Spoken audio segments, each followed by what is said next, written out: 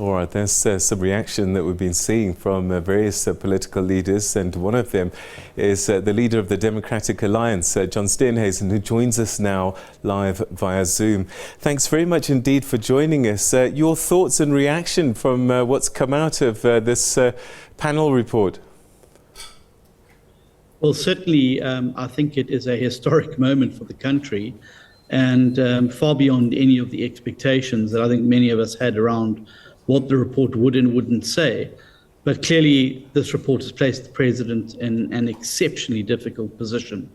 I would argue almost an unsustainable position.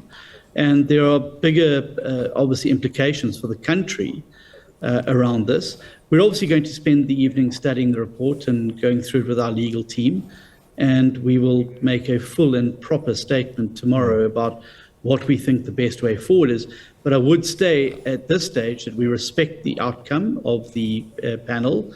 We respect the findings of the Section 89 panel, and it is now behoves Parliament to process this report, as the rules of Parliament say.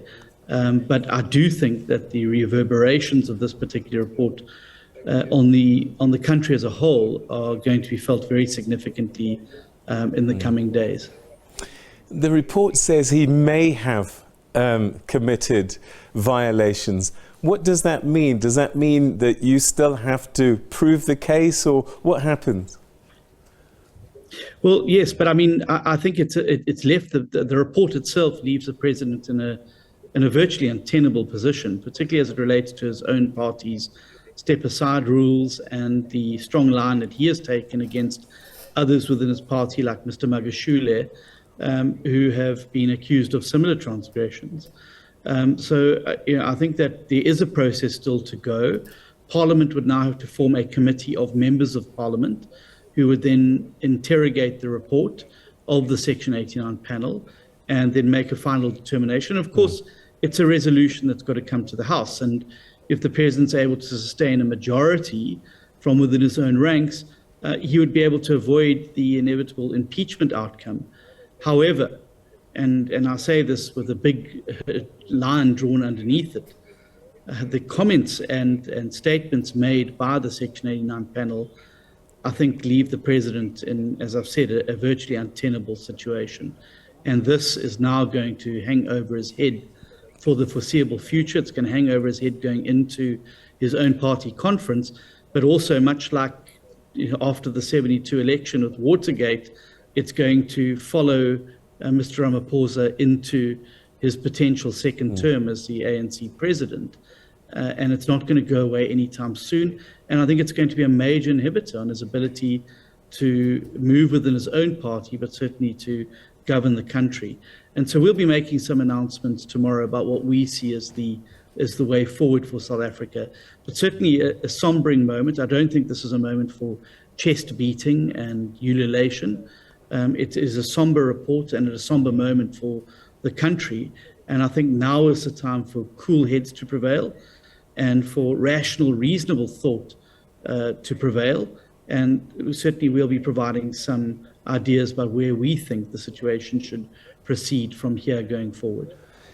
What do you think the president should do in a situation like this? You've used the word untenable a couple of times already. He says an announcement will come out in due course. What do you think he ought to be saying? Well, I think we could have avoided this entire situation of the president being open and upfront right from the beginning about the circumstances. And it's only, I think it's only been exacerbated by the fact that it's required an inquiry of this nature and the inquiries of various other agencies to slowly pull the story out of the president. The timeframes are problematic on their own. The money was paid over to the president, if I read his report today, which I've gone through extensively, on Christmas Day in December. The money was then stolen in the second week in February the following year. So on his own admission in his own papers, he was in possession of foreign currency that he was aware about, because he says in his own papers on the 26th, he was informed about it. And thereafter, it was only reported late February as a theft to Major General Wally Rueda. So I think the president, on his own admission, is in a very, very difficult position.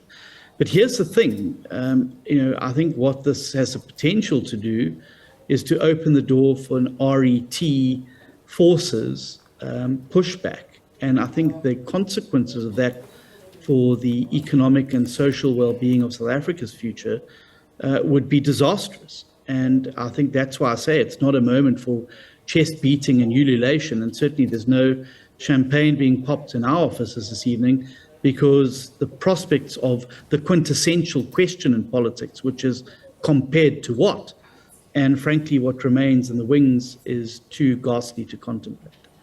All right, Mr. Steenhuisen, we'll leave it there. Thank you very much indeed for that initial reaction, and we look forward to your party's thoughts tomorrow. Thank you. Thank you. All right, that's the leader of the Democratic Alliance, John Steenhuisen, reacting to the report. It's come out, it's been made public now, and it does come with some pretty damning allegations, not allegations, but recommendations.